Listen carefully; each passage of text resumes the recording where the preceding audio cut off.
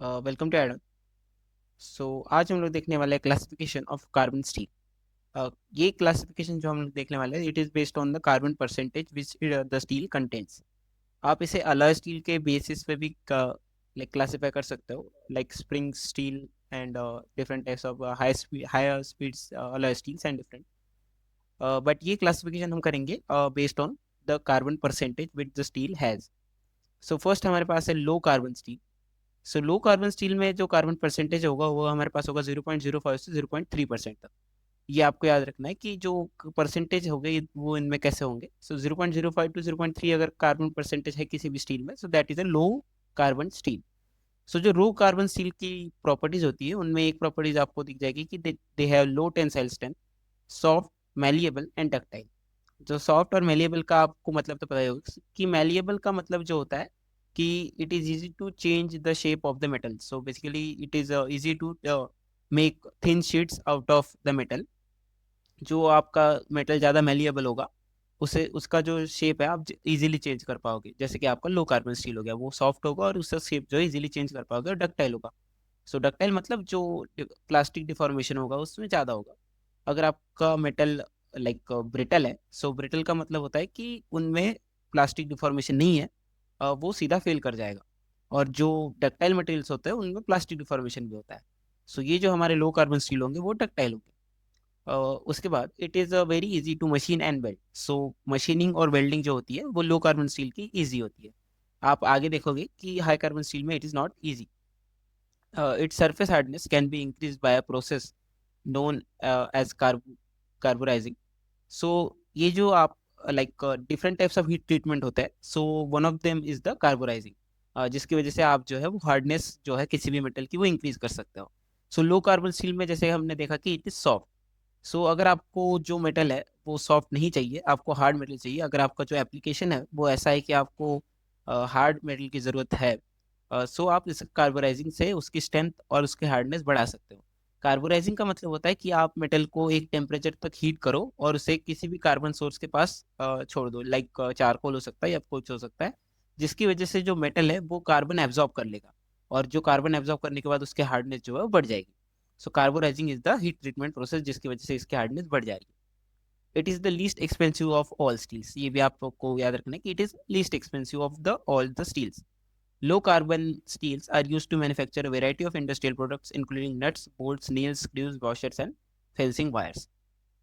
So these are the applications जो आप use कर सकते हो। जैसे कि आप देख सकते हो कि नट्स एंड बोल्ट्स में इसका यूज होता है because these are mass manufactured products, और जिसकी वजह से अगर आपका जो कॉस्ट ऑफ मटेरियल है वो आपका अगर कम कर सकते हो तो it is very like cost effective. So इस वजह से जो नट्स और बोल्ट या फिर जो नेल्स वगैरह होते हैं उनमें लो कार्बन स्टील यूज होता है, जिसकी वजह से कॉस्ट भी इसका कम आ सकता है। वैसे ही आप नट्स बोल्ट स्टेनलेस स्टील की भी देख सकते हो, तो आप कंपेयर भी कर सकते हो कि जो इसका कॉस्ट रहेगा और स्टेनलेस स्टील का कॉस्ट रहेगा वो बहुत ज़्यादा डिफरेंस रहेगा, उसका जो है वो बहुत ज़्यादा एक्सपेंसिव में चला जाता है। अगर आपका जो एप्लीकेशन ऐसा है जिसमें आपको हाई स्ट्रेंथ चाहिए तो आप स्टेनलेस स्टील के नट्स एंड बोल्ट्स भी देख सकते हो।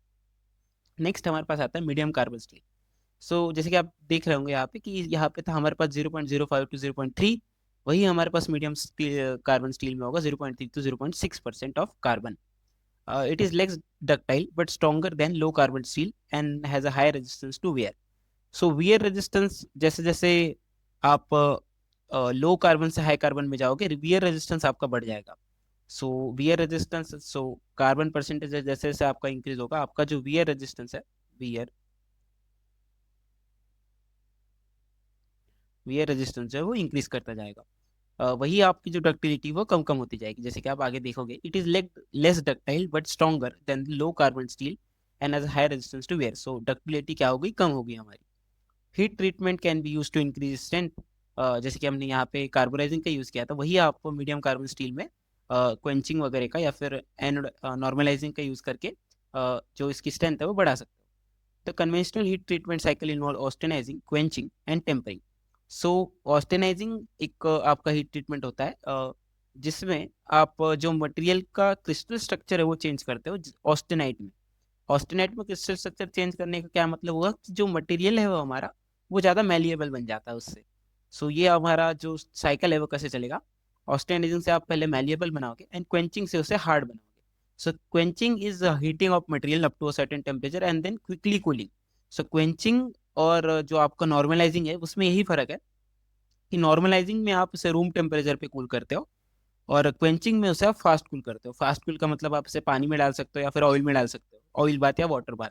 सो क्वेंचिंग क्या हो गया हमारा, fast cooling and tempering. So tempering होता है कि क्वेंचिंग के बाद कुछ रेसिडुअल स्ट्रेसेस बच जाते हैं क्योंकि आपने जल्दी उसे कूल कर दिया, तो कुछ थर्मल स्ट्रेसेस उसमें बच जाएंगी या फिर क्रैक डेवलप वगैरह उसमें हो सकता है। सो इस वजह से आप टेम्परिंग करना चाहते हो कि जो मटेरियल है वो स्टेबल रहे या फिर जो अ, उसकी प्रॉपर्टीज है वो थोड़ी आप इम्प्रूव कर सके। सो क्वेंचिंग के बाद जो मटेरियल है वो बहुत ज़्यादा हार्ड हो जाता है।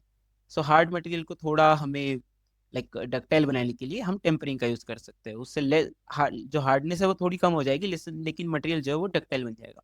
सो जस्ट आपको एक बैलेंस बनाना होता है कि हार्डनेस और डक्टिलिटी का एंड मैलिएबिलिटी का, जिससे आप इनकी जो प्रोसेस है उनको चेंज कर सकते हो, जिसकी वजह से आपका जो प्रॉपर्टीज है वो भी चेंज होती रहेगी at the appropriate temperature and pressure to achieve the desired hardness.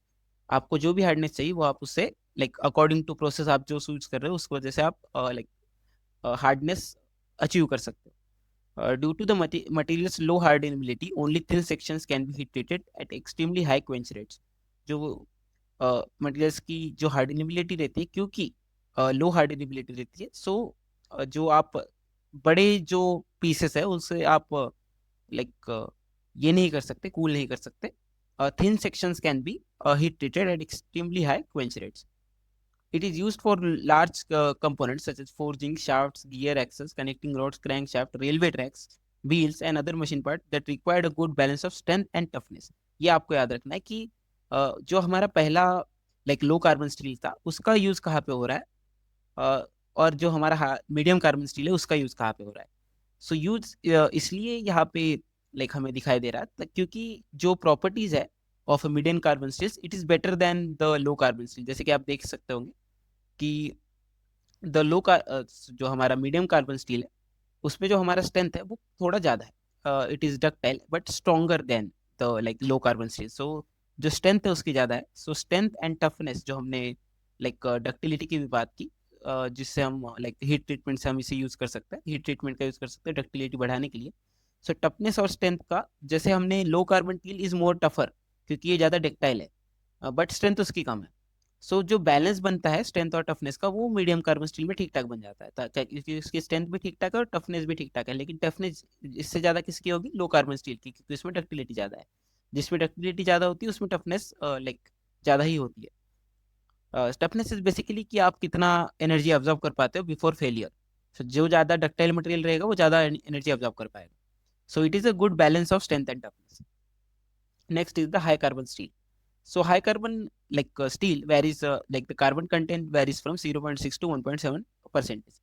High carbon steel is the strongest and hardest carbon steel with the lowest ductility of all carbon steel. जैसे हमने बोला कि जैसे जैसे कार्बन परसेंटेज बढ़ेगा ductility कम कम होती जाएगी। So ductility will be reduced and wear resistance जो है बढ़ता जाएगा क्योंकि उसकी लाइक ब्रिटलनेस बढ़ रहा है उसका और वियर रेजिस्टेंस बढ़ रहा है। So high carbon steel is the strongest, जैसे कि आप यहाँ पे देख रहे हैं कि स्ट्रेंथ जैसे जैसे हम नीचे जा रहे हैं वैसे बढ़ रही है। सो कार्बन परसेंटेज बनने पे स्ट्रेंथ भी बढ़ रही है, strength also increases. And the hardest hardness हमने जैसे कि बोला, wear resistance is also hardness. आप जैसे उसे मान सकते हो कि जैसे जैसे हार्डनेस बढ़ेगी वियर रेजिस्टेंस भी बढ़ेगा। With the lowest ductility generally it is tempered to achieve high degree of hardness, strength and wear resistance. So हम यहाँ पे टेम्परिंग कर रहे हैं, क्यों कर रहे हैं, to achieve hardness, strength and wear resistance. It is used in the manufacturing of cutting tools such as knives, chisels, hacksaw blades, axle springs and high strength wires. So ये कुछ आपकी like applications हो गए। Mostly application यहाँ हो रहे हैं जहाँ पे हमें जो स्ट्रेंथ है वो ज़्यादा चाहिए। सो हाई स्ट्रेंथ वायर, जैसे कि आप देख सकते हैं, क्योंकि इसका जो स्ट्रेंथ है वो सारे कार्बन में सबसे ज़्यादा है। सो ये आपके हो गए कुछ क्लासिफिकेशन ऑफ कार्बन स्टील। इसके बाद अगर आपका कार्बन परसेंटेज बढ़ जाता है 2% से, तो आपको पता ही है that will be cast iron, that is not a steel. So ये आपका बेस्ड ऑन कार्बन परसेंटेज ये होता है आपका like classification of steel. Thank you.